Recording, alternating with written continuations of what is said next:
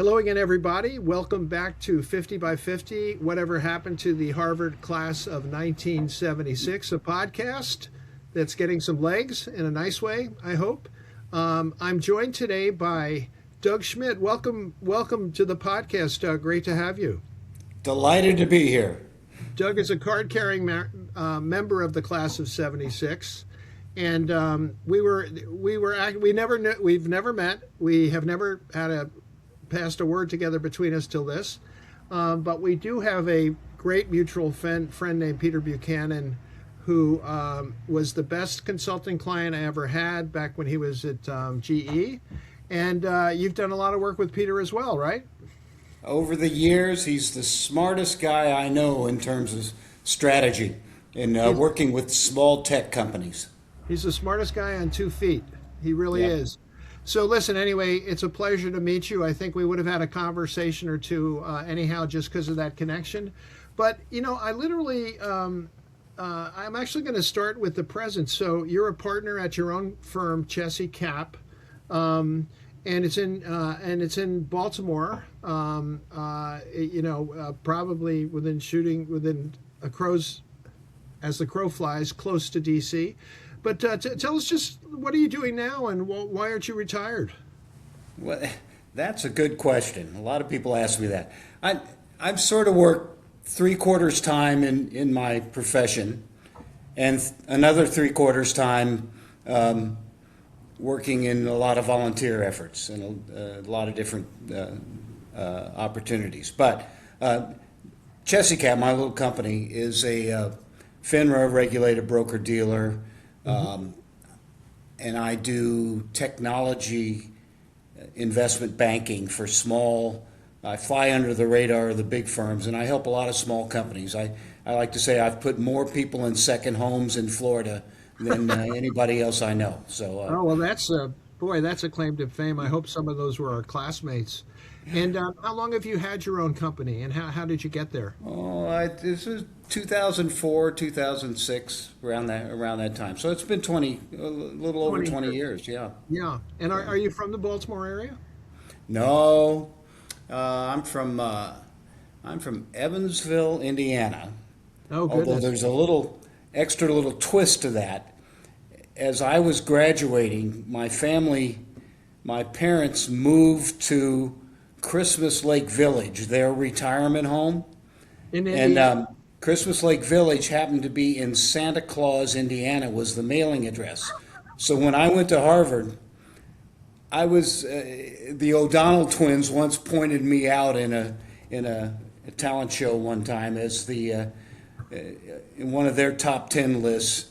I was the only kid from Harvard from Santa Claus, Indiana. So were they doing top 10 lists at Harvard? They did one for what we called the talent show back then, and at our 25th reunion. And you're going to be, am I right in saying you're going to be part of the talent show? I am. I sort of organize the committee every talent show, and we now call it the show because it's a lot more than a talent show. There are a lot of really semi-professional and professional performers, and so. It's really quite an event. I'm so happy to hear this because now we have something to talk about, and I can ask you one of the most important questions about the class of 1976. Is there any talent this side of Yo-Yo Ma, maybe Robert Kraft, and the O'Donnell brothers? Yes, and yes, and I like to say that we don't have Yo-Yo in the talent show this year, but. If he, we could have made him try out, I guess, and see if find some room for him. See if he passed the audition, to quote an old Beatles phrase. But yeah, he could have passed.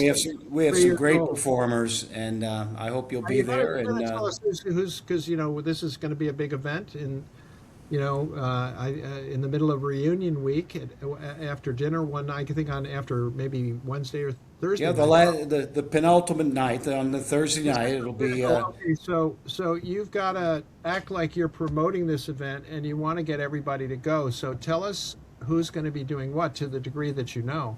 Oh golly! Well, we have Peter Mansfield, who who is a professional conductor and choral director and musician extraordinaire, and he's conducting. We have a whole class chorus, which will be wonderful. We have the Crocodillos who will be singing, and they'll bring in, and they only take a handful from each class, so they'll bring in some ringers from some other nearby classes who will come in. And Peter also is the alumni conductor for that group, so he'll take care of that.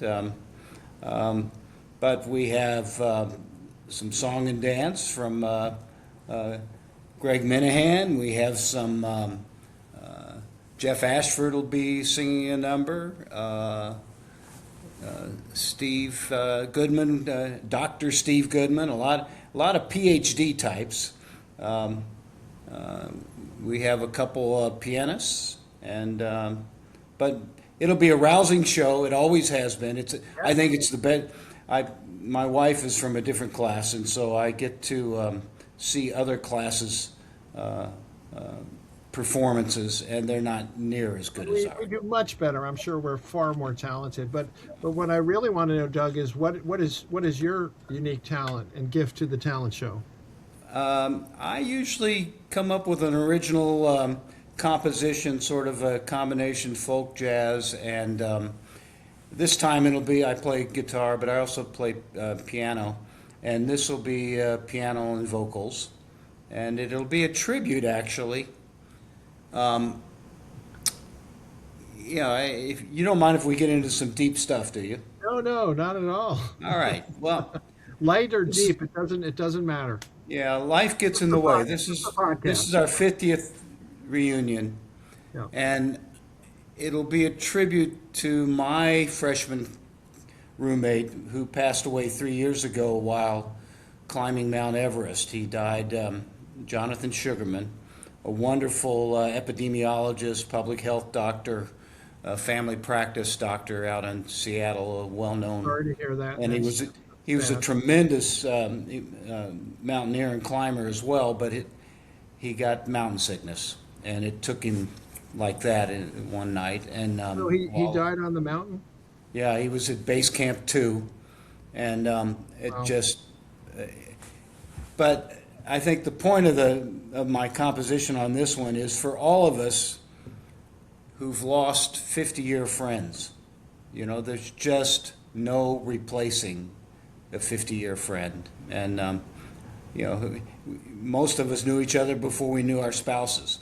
So, no, it's really true. It's like when you think of, I've talked a lot in these podcasts about Jeff Moley, who was a roommate of mine, and he passed away at 64 very unexpectedly. And there's just a big hole in the universe. That's it. It's a hole that you can never fill. Yeah, refill, but maybe you can help to fill it by. I feel like even in these podcasts, by talking about classmates that we miss is a way to obviously to remember them, but maybe just to do more than just keep the memory alive, to make them living again for us in some respects. So I got a call on. Tell us about Jonathan Sugarman. Tell us about him. Oh golly, how do I start with Jonathan? Jonathan was. Where how did that come about? Jonathan was freshman roommate, and he was from nearby in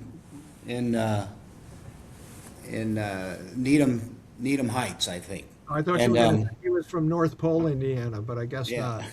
And here I was trying to show up from Indiana. Well, Jonathan had already figured everything out, and he got there first, so he got the single room. And then my other roommate, Admiral Ron Henderson, retired, who's also a very fascinating roommate, which I'd love to tell you about. And Admiral Henderson got the bottom bunk in the second room, and the country bumpkin from Indiana shows up, and I get the top bunk in the third room. But so the best advice you can give an incoming student is probably get there first. Yes. Get there first. Yes. So, last. But Jonathan and I were fast friends. We both wrestled. We both had beards in those days. And we just began a lifelong friendship.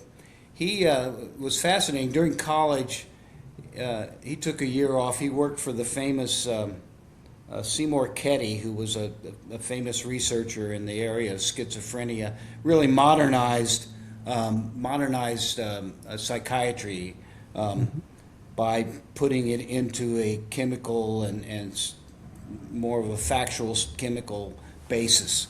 And Jonathan worked for him, and I thought he went to Einstein school. I went off to see the world, and he went off to become a doctor at Einstein. And he, at the end of that, he turned to me and he said, "Doug, I thought for sure he was going to become a doctor in psychiatry and a researcher and all that." And he said, "I'm going to do something different." And he changed his life, and he went out west to Washington, Seattle, where they have a tremendous program in family medicine. And he became a family medicine doctor, which was not fashionable in those days. Everyone wanted to be a specialist. And then he tacked on a public health degree to that, and he worked in the Navajo Nation. He worked up in Alaska with Native American tribes up there. He began the first residency program for Native Americans in the U.S., which handles a lot of difficult problems, including diabetes and alcoholism and other issues that are That's a great legacy. That's a great legacy. Just a tremendous life. And late in life, he and I climbed Kilimanjaro. That was my second time doing that. And he went on to do all kinds of mountains, the tallest mountain in North America and South America and all that. But then he got caught up in this. They call it mountain sickness, but it's horribly sad. I mean, he did die doing something he loved, but a tremendous loss. So let's honor him at the show. That sounds like a great idea.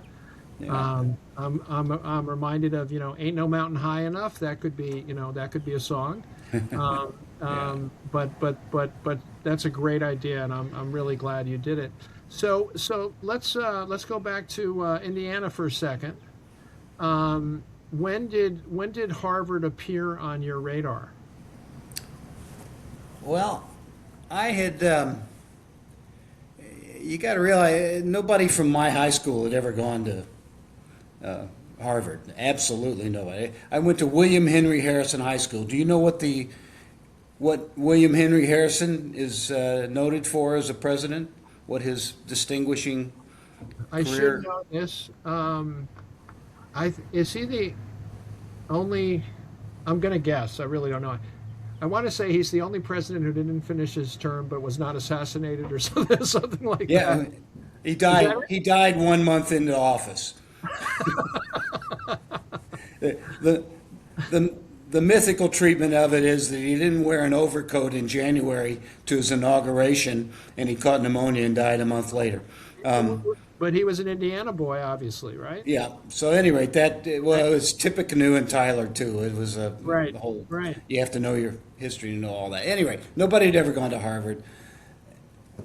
I was already early admissions into Michigan State, where there was a young woman that I thought was the bee's knees, who was a rising sophomore. So I was all keen to go to Michigan State, but somebody told me that Harvard was a really good school, and it was in Boston, and it seemed like a great place to go and play guitar in the coffee houses and things like that, which I did eventually. And so I went. Little did I know what I was being introduced into. Well, we'll get to that, but what tell us about your musical career in the coffee shops. Where did you play? Well, there were several, but it's hard to remember the name. But one of them was called the No Name, which was across the street in the basement. Yeah, remember that? Yeah. In the basement of the church, and I played there multiple times. Yeah. And were you a folkster? Were you Dylan-esque? I think when I sent a tape of my original compositions down to New York, in those days it was a reel-to-reel tape. Wow. The guy sent it back. It was from one of the recording companies. Said, "We already have a James Taylor." So Was that the end of your ambitions? Was that enough? No, I've eventually I did a lot of the writing classes at Harvard. Okay. Elizabeth Bishop's poetry class, and Jane Shore, and Robert Fitzgerald helped me on writing, I managed to prose miss all writing. those, and yet I'm a writer. I didn't Yeah. go to any. I didn't do any of those. So what did you learn from them? Because those are some pretty fancy Well, things. they liked my lyrics. I turned in my lyrics to songs as poetry, and that got me into a number of Oh, situations. smart. And to this day, I can't separate poetry from my music. And From songwriting. So did yeah. you, in sort of your self-image, you're at Harvard, you're young, you probably got a beard and a ponytail or some such. Did you think you had a future as a singer-songwriter? Is that I mean, let's face it. While we were there, Bonnie Raitt is playing the local club. She became a huge star. Yeah, It wasn't impossible. yeah. No. Okay. Although I did play rock and roll up in New Hampshire later on, keyboards, but Oh, cool. uh, music's just been a part of my life, Just and like it's a always fun, been a part. a serious hobby sort of thing. Yeah, and my whole family, and in fact, um, not my wife's family, but from my family, we all had to study music, and Okay. and I did that to my two boys as well, and they now both play. One plays piano, and in a rock and roll band, and the other plays guitar and does his own YouTube videos and things. So, Oh, that's great. That's great. The tradition continues. Were your parents musicians at all, or was it just like you um, got to learn how to do this? I think my father was a failed saxophone player in high school, and but my mother could sing and she could play. And my Uh-huh. sister is a classical pianist Wow. out on the West Coast, and an organist. She's retired now, but my older But she was a sister, professional musician as well. yeah, right. So Wow. yes, and my aunt, as we used to say in Indiana, and as they say out here, my aunt, my aunt Anna Lee in Indianapolis was a real stalwart of the music scene there, and she was a tremendous opera singer in her own right, and Wow. so classical music. A very musical family. Now, I want to. Music was a huge part of Harvard for me. I'm not sure that's true of everybody. Probably isn't, though there are certainly some it would be true of. But to me, um, the Jazz Workshop, Paul's Mall, it was a particularly interesting time. Hmm. Jazz fusion was happening. Plus, as you know, you'd go to a dance. Motown was still very much on the front foot. The sound of Philadelphia, sort of everything. Soul and R&B was really happening, and then of course rock and roll and folk. So I think there were so many great kinds of music happening. Were you Yeah, but aware? disco and the Bee Gees were almost upon us, though. Yeah, no, but I like disco. I wrote a story in the Harvard Independent, and I think it was called "Why Disco Doesn't Suck," and mainly because it was dance music. It got people dancing. But I hear you. But did you find yourself? Was that a part of Harvard for you? Was to go see other acts or see who was in town or rock concerts, that kind of stuff? I wasn't as good as I should be. I saw Dylan a couple times. Uh-huh. Uh, Chick Corea, a number of different folks in town. I remember my good buddy Rob Gibbs took me down to see this guy at I forget the old theater downtown, but The and Orpheum, probably the Orpheum. and I'm going. He dragged me down there and said, "You got to see this guy. You got to see this guy. He's from New Jersey. He can really, he and his band can really play." And of course, it was early Bruce Springsteen. Wow. Just And how taking was off. how was that concert? Oh, I loved it. He did. What's the Christmas song? Santa Claus is coming to Oh town. yeah, It yeah. must have You been that must. time of year. That's the kind of the theme song of your mailing address. At the very least. But so you were you in Harvard Yard when you got to school? Yeah, I was in Strauss, Okay. and in those days, the women. It was the first year that women were in the yard, and Yes. they put them in Matthew and Wells, which were interior dorms, and Strauss and Pennypacker and all the ones around the outside. We were like the guardrail or whatever, the Yeah. buffer. It was. I'm going to break some news on this podcast with you, Doug.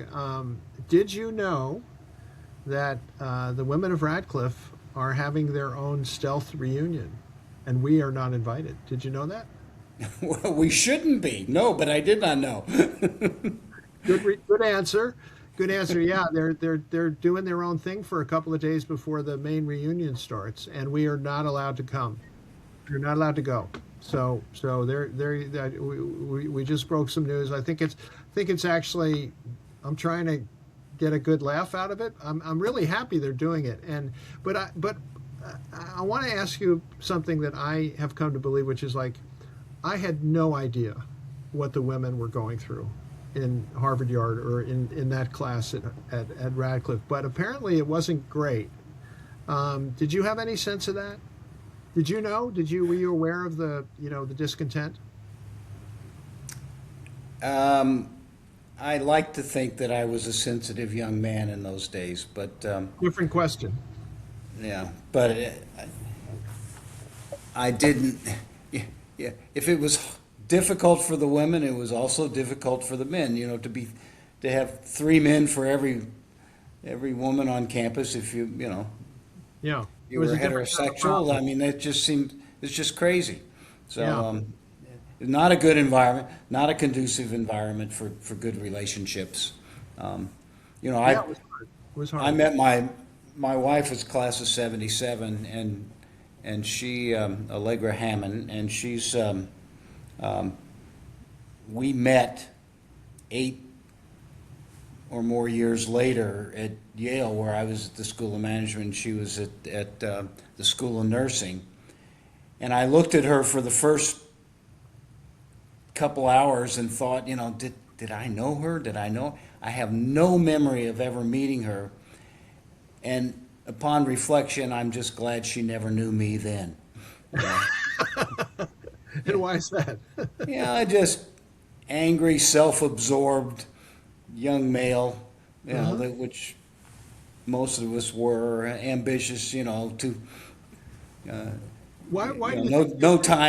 no time for serious relationships or much much better as you mellow out after a few years.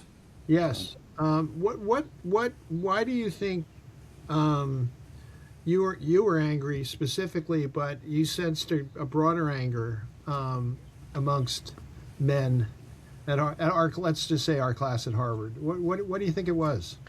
Well, mine was more specific to being a Midwesterner and put into the East Coast establishment. For instance, I excelled at writing ultimately, Yeah. but in my expository writing class, the first paper I got back was a D. And, and part of the reason for that was that so many East Coasters had gone to prep schools and had gone to institutions that had taught them to be good writers, or at least academic writers, and I had a Certain long kind way of to writer. go. Certain I kind of could writer, write from the heart, but Yeah. not carefully. which is where you want to write from. So And also, specifically to your issue, Harvard can be a very, very elitist institution, and it's tough on young people. My friend Nancy Sensabaugh has said, Harvard could fill the whole class nowadays with kids that get 800s on their boards, but the real trick is to fill it with young people who have the maturity to withstand the pressures, the academic pressures and the social pressures that you're thrown into. And Yeah, it sounds like a classic fish out of water kind of situation for you. You didn't go to prep school. You went to high school in was it rural Indiana or was it? no, Evansville's a city of Yeah, 150,000. Evansville's a real city, sure. But yeah, it's the kind of place where everywhere I went, people on the East Coast would go, "Oh yeah, Evansville. That's near Chicago, isn't it?" No, It's that's not. Evanston, which That's Evanston, right? That's where Northwestern and, is. I'm But, at the other end of the state. But I can relate to you getting a D, but Doug, I think I outdid you because I got an F on my first paper. And oh, later congratulations! and not only that, I taught expos when I was still in Boston after school, so I had my revenge. Um, but basically, you in particular, you're thrust into a situation. You're a bit of a fish out of water. It sounds like you're really feeling the elitism of the place. And what did you see, and how did that manifest itself? Well, I think I went through different phases. I joined the Hasty Pudding at one point. I tried to be something I wasn't. Which is what? An artist? An actor? Just more of an East Coast guy. Let's wear a blazer. I tried different personas, and everyone did. Uh-huh. I think what you should know, which is really important to me over time, is that I found my best release and best stasis at Phillips Brooks House, where I eventually. Yeah. Tell me about Phillips Brooks House. I certainly remember the name. Was it where the off-campus or non Eliot House, Harvard House people went? No, it's a volunteer agency. Volunteer. Oh, It's okay. a student-run, student-initiated programs.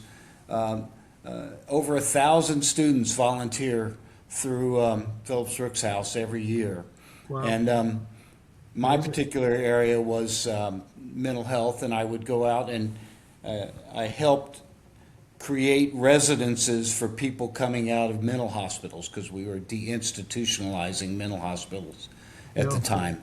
And I also, I started at Harvard. I brought my motorcycle. So I had what was it, a Kawasaki 500 motorcycle. Wow. Which sat in our living room in our ante room at Harvard in my freshman dorm. But later on, I had a pickup truck, a F-250 pickup truck. It was an old telephone truck, and so you're talking to the Harvard Independent distribution manager. Oh, no And kidding. circulation manager. I wrote and- for the Harvard Independent, so Yeah, thank well, you. and the reason I got the circulation manager job was because the guy ahead of me had a station wagon, and so he could run the papers all around. And he was an older roommate of mine, and I had this truck, so I inherited his job, and I think it paid like $80 a week or something. It was Yeah, really big money. good Big money in those days. But Yeah. that was my main qualification for being the circulation manager. Yeah. So were you again on this sort of being a Midwesterner in a strange place, a stranger in a strange land? Did when and where did you feel that most acutely? Okay. Well, like David Letterman said the other night, I'm over this now. I'm over this. Okay. No, I know, but Maybe. I think what you got to remember or I think it's true. It's fair to say that the things you felt or I felt or anyone felt, there were a lot of other people who felt that way too, but we maybe didn't know it. Yeah. So that's Well, why I ask. It's like so yes, I Yeah, was the- sort of more up. Yeah. So that's The that's Great why- Gatsby is a tremendous, exposing of that whole character of, Gatsby shows up from, his day in the end, his father is a simple guy from Minnesota, I think. And, Yeah, like and, Fitzgerald. he reaches a tragic end as he tries to climb. I don't think I spent much time being a climber, but, No, I wasn't suggesting that. I was more implying, like you said, you tried on different personas. That's, I think, yeah. everybody did that to a certain degree, but And, and go ahead. I found my release through Phillips Brooks House, which was service to others. And that's been really a lodestone, a guiding star for me all of my life, which is, I teach a little Sunday school as well. I tell teenagers, I say, if you want to know who you are, don't sit in a dark room trying to figure it out. Go out and work with other people, help other people, and you'll discover a lot more about who you are than any other way possible. And what led to that decision on your part to go to the Phillips Brooks House and to do that? Was there something that happened, or was it just what you wanted to serve others? Where did that come from? I'd been a volunteer even in high school, working with pretty rough neighborhood in Evansville. Believe it or not, had a rough neighborhood, and Yeah. we worked a lunch program then. And my mother was a volunteer all of her life. God bless her. She was great working. She was a volunteer probation officer, basically, and she was tough as nails. I pity those poor kids that ended up in her in her portfolio, because she would have set them straight. Yeah, no, that's great. So you came by it honestly in your family, and it's a big part of what you did. I know that not just because of what you said now, but in when we exchanged cars and emails back and forth, you actually mentioned Phillips Brooks House, and I'm obviously basically knew nothing about it. How did you carry that? And that was an important. You said it was a turning point for you at Harvard. So, it explain what the turn was. But every week, I would get in a van, drive down to Roxbury. I remember one year. Every week, I met people who were on the edge. It taught me that the line between what we call sanity and insanity is very thin and very hard to recognize. And I met some wonderful, wonderful people who had been institutionalized, who came out of the institutions and were rebuilding their lives. And we just to get off campus and work with real people in a real community every week brought a degree of sanity to my own life and put Harvard in much more much better perspective. No, that's interesting. My analogy is a little different, but something like that happened to me with the Institute of Politics. When I got involved with that, when I came back from a year off, everything kind of pivoted and sort of made sense. I wasn't as altruistic as you, but it's amazing how something that seems sort of on the periphery of Harvard could actually make an enormous difference. So how did you carry that forward into your life? I can understand not wanting, being over the old stuff, but this is important as you go forward. Yeah. And I imagine you kept doing it your whole life. Yeah, even today, we have a family foundation that my late uncle left a lot of money for, and I'm on the board of that and have helped guide it financially. We are the premier organization in the country that supports young singers, high school and college age classical singers. We provide a lot of scholarships. All of the major Oberlin and Juilliard and Eastman, all the schools love us because we we identify some of the best kids through contests and competitions and awards, and provide major scholarships for them, so they don't have to work. They used to say that you used to have to work in a restaurant if you were an artist. Well, nowadays, with college education costing so much, you got to work at McKinsey, to when you come out of the singing program. So we try to alleviate some of that debt load. That's one of the things I do. I've been for 25, almost 30 years associated with a group called the Chimes here in Baltimore, which is one of the largest organizations in the country that works with developmentally disabled adults and children. We have a school and 200 residences, and I've been chair of that on and off for a number of years. That's great. And just a variety of things. I'm on a board locally for the Baltimore County homeless, trying to work through homeless issues in a very difficult administration. And you mentioned Sunday school. You consider yourself a religious person? I do, yeah. And what's your church? It's a Methodist church here in town, and it's another area. We've started up an interfaith group to address a couple specific issues. One of them being the destruction of USAID and international foreign aid, and also the problem of immigration here in the U.S. and the unfair, terrible treatment of immigrants here in the U.S. And so, in this interfaith organization, which we're building here in the Baltimore area, those two issues seem like they're disconnected, but they're not disconnected. If you dehumanize people in Africa who are suffering from tuberculosis or malaria or other areas, if you dehumanize them, then it's easy to cut off aid, right?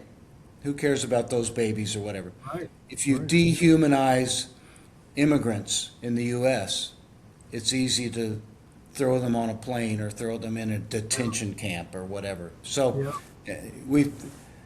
those two issues are very much the same. And in terms of how it connects to religion, I believe firmly in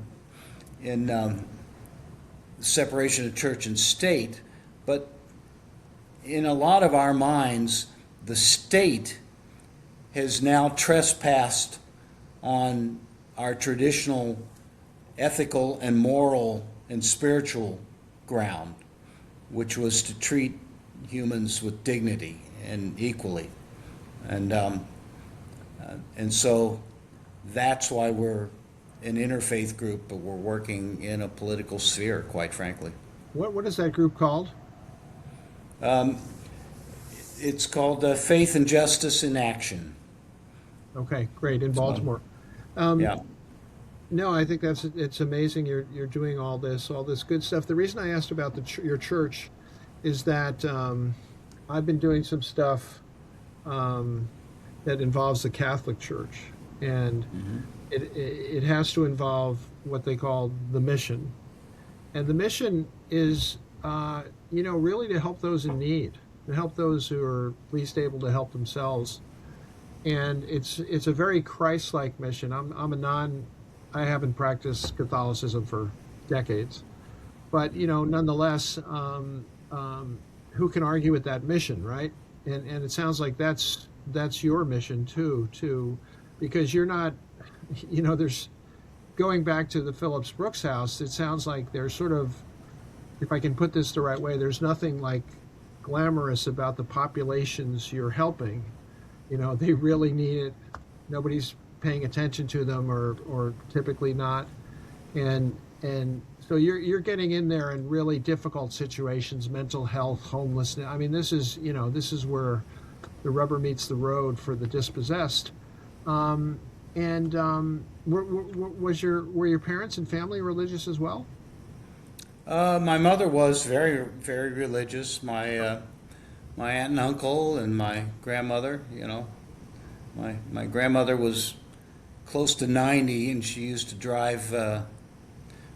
She used to drive her old ladies to church. She used to call them, say, "I drive my old ladies to church." They were all younger than she was. But, Well, listen, Doug, I have not. I have really given short shrift to your career because this has all been super interesting. What? So let's go back to your career a little. You and I are actually overlapped now in the things we're doing, which is funny, and we have our mutual friend Peter. But what was your career path out of Harvard? Did you go to business school? Did you makes you laugh? Did you become a singer songwriter? What did you do? well, the story of Doug is a lot simpler. My father was a World War II guy. He was a smoker. They all smoked. They used to hand out cigarettes to the World War II guys. I mean, it was currency. Sure. And sadly, he had a first major heart attack when I was in high school, and then he died when I was the fall of my sophomore year. And I'm so sorry. and it was a real blow. He was my king, and I loved him dearly, and it was really tough. But I got his Social Security payments in those days, and so I had to stay in school to keep that. I couldn't have a break, so I never could take a time off. So when all of the rest of you guys were going off to law school and medical school and all that stuff, all I could think of my senior year, I was president of Phillips Brooks House, and I spent my senior year basically working with John Marquand of Dudley House, finding a fellowship so I could go see the world. I wanted to see the world. I'd been a Boy Scout and all that kind of stuff. I'd always done adventure travel. And so I ended up getting a Shaw Fellowship, and a fellow came back on that Shaw Fellowship as I was about to leave on it, and he said, "Go to Asia. Your money will go faster." I was supposed to spend 10 months in Europe studying mental health systems. By the time I got to Europe 3 years later, I was out of money, and I was riding a motorcycle past Paris, and I waved to Paris because I didn't have any money to go into Paris, and ended up in England. So I spent my first 3 years out of Harvard in Asia and Africa doing adventure travel. I sailed on a tall ship around the Cape of Good Hope. I interviewed the Dalai Lama one-on-one. I'm the only Harvard graduate I know of that's ridden a motorcycle the length of Africa from Cape Town to Cairo. And That so is impressive, yeah. all that adventure stuff. Went up to New Hampshire. You'll love this. I went up to New Hampshire for a couple of years to write a book about my adventures, which I still have on the shelf. Yeah. But it's very hard to finish a book, as I'm more of a participant in life than I am an observer. And came down, and I was working in Boston, and again, Rob Gibbs and his wife Karen Harris sort of pulled me off the street and said, you got to make something of your life here. And so they convinced me, and I ended up going to Yale School of Organization and Management and got a degree there, and that launched me on an investment banking career, primarily working with small companies. And was that in New York initially? Initially, it was in Chicago, and then we moved. I worked for Drexel Burnham Lambert Yes. in New York. And, The infamous. Yeah, and Mike Milliken, for several years, up until the end of Drexel Burnham. And here's a good one for you. What's the difference between, this is the gallows humor we used to say back in those days, what's the difference between Drexel and Elvis? Drexel's really dead. So, That's a good one. Anyway, Good one. so I the horse was shot out from underneath me, and Yeah.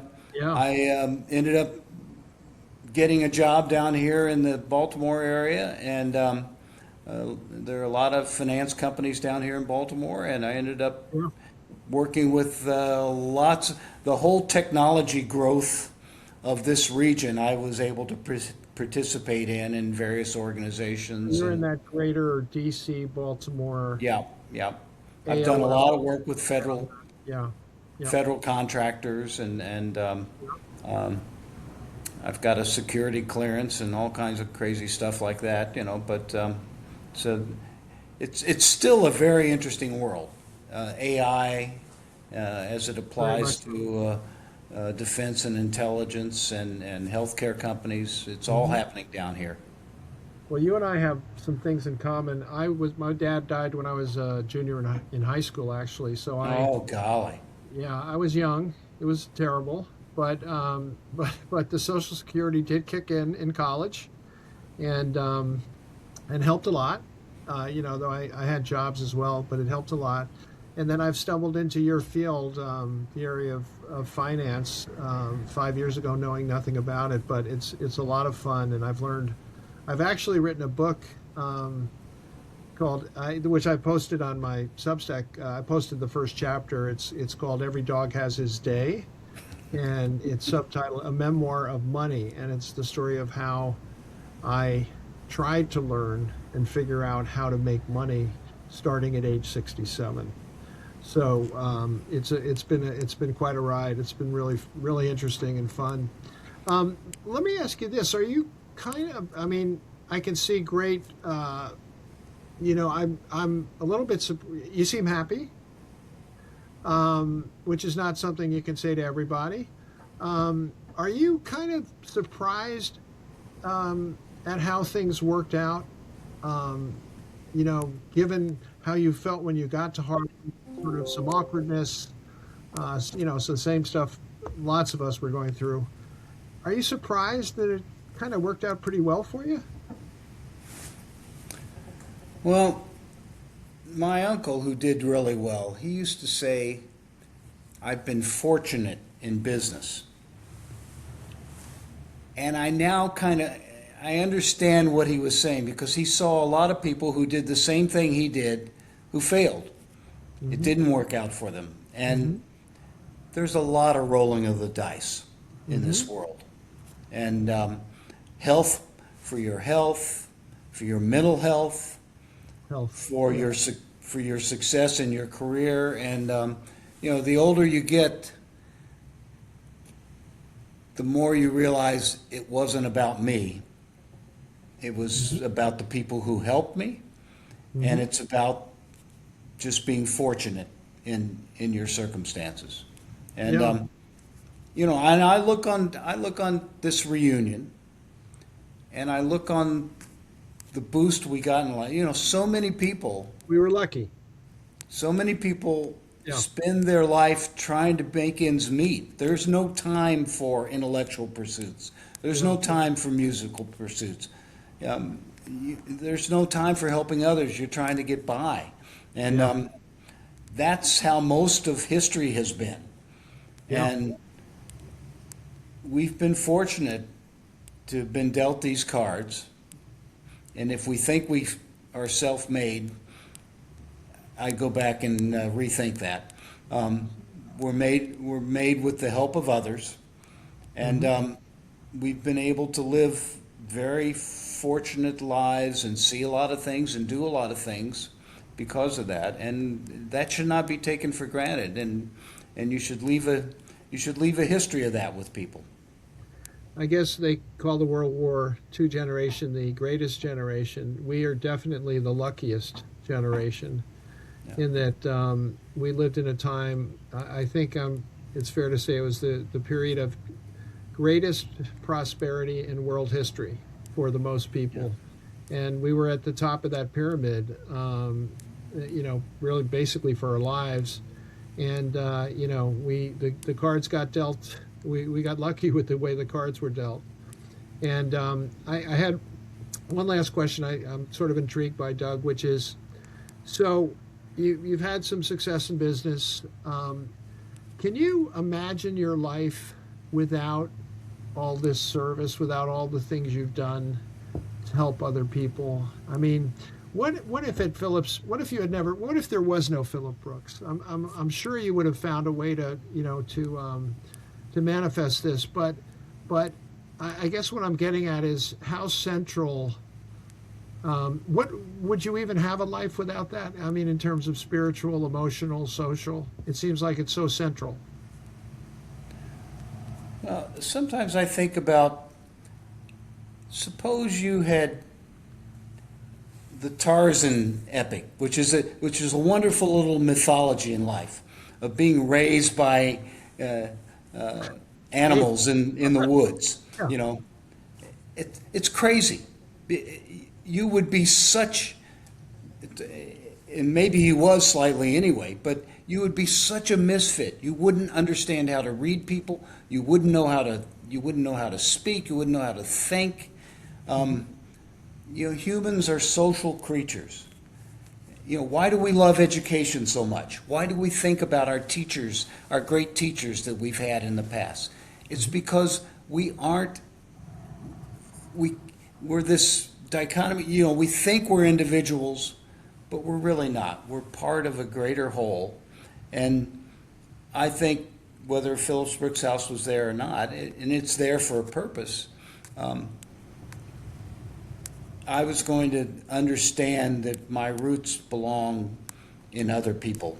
And as I said before, if you want to know yourself, be of service to others. Well, listen, Doug, that's a great place to end.